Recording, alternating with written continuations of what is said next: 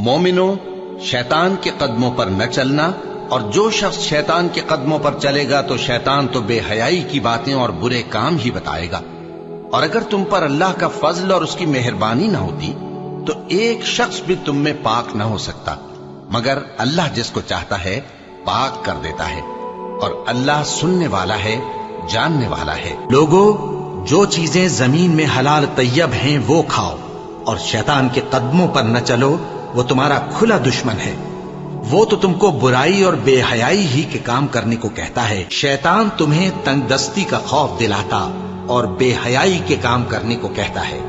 اور اللہ تم سے اپنی بخشش اور رحمت کا وعدہ کرتا ہے، اور اللہ کشائش والا ہے، سب کچھ جاننے والا ہے۔ اور وہ کہ جب کوئی کھلا گناہ یا اپنے حق میں کوئی اور برائی کر بیٹھتے ہیں تو اللہ کو یاد کرتے اور اپنے گناہوں کی بخشش مانگتے ہیں،